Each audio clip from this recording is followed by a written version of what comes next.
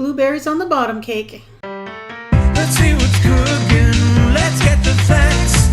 Let's see what's cooking. It's time for Yo-Yo Max 12. Hi everyone, it's Yo-Yo Max 12 and I'm blueberry picking right now. This is the mountain where I usually go pick blueberries. It's very near where my parents live and where I grew up. And this lake that you see is the lake that I grew up on.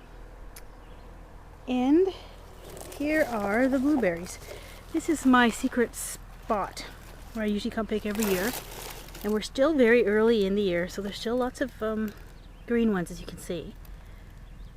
So I came up here just to see how they were coming along. And they're coming along quite nicely. Here are the blueberries. So you go like that. Put them between your fingers and you kind of roll them off with your thumb into your hand. That's my technique anyway. I just wanted to show you how our blueberries grow wild around here. I know that a lot of places people go to farms to pick them and they're on bushes that are quite tall, so you can kind of stand up when you're picking, but these ones are little tiny bushes and they're quite low to the ground, so you have to crouch down. And I've picked quite a few blueberries already this year.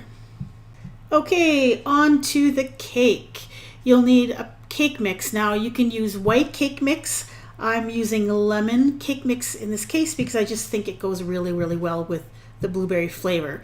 Then you'll add 3 eggs, half a cup of vegetable oil, a cup of water, and then blend that together by hand or with an electric mixer until it's nice and smooth and there are no more big lumps. Then prepare a 9 by 13 inch baking dish by greasing it with some cooking spray, and then pour in 4 cups of fresh blueberries. Now you can use frozen ones as well, just make sure they're defrosted and drained. Spread them out into the bottom of your pan, and then here comes the interesting part of this recipe in which made me want to make this. 3 cups of miniature marshmallows. Spread those out evenly. Then pour on a cup of white sugar. I used about a half a cup, not an entire cup, because I thought a cup was probably a little bit of overkill. And then 1 3-ounce package of gelatin. And I'm using strawberry, but you could use raspberry, whatever kind of flavor you want. I used strawberry because I had that in the house. And then pour the cake mix over top of it all.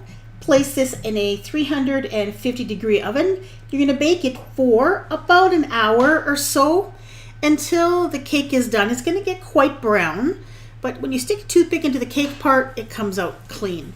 And then let it cool completely before you serve it.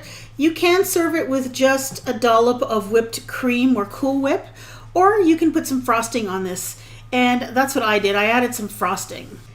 Now, I have made this cake before, very early on my channel, like about 9 years ago.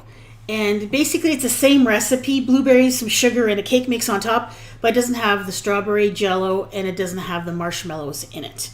Now, the marshmallows have disappeared. I don't see them. You don't see bits of marshmallow. I don't taste marshmallow when I eat this cake. And I don't see any difference in texture of the cake at all with the marshmallow in it. So I guess to me it adds sweetness. It's pretty much all that does. Now the gelatin part does add some flavor. You do get that hint of strawberry with the blueberry when you're eating it. And it also gives it a kind of a nice little pink color. You can see throughout the cake, like a little pink layer. It does not turn the blueberries on the bottom into like a gelatin or like a jello texture at all. It seems to stay in the cake. If you would have used a white cake mix, the strawberry jello will probably show up better. But because I use lemon, has a yellow tint to it, maybe not so much. The cake is really good. It has that blueberry layer on the bottom that's nice and moist, and you get it's almost like a pudding-like texture on the bottom. It's very, very good. It's an excellent dessert that makes up really quickly, and I don't think anyone would turn it away. It's awesome. Now the frosting on this cake is actually a cooked frosting, and it does not contain icing sugar. It has regular sugar in it, and you cook it on the stove to start off with. It's a buttercream. It is not too sweet. It's super fluffy, and it almost tastes like whipped cream. In fact, it tastes a lot like the bakery frosting that you can buy when you buy cakes at the grocery store.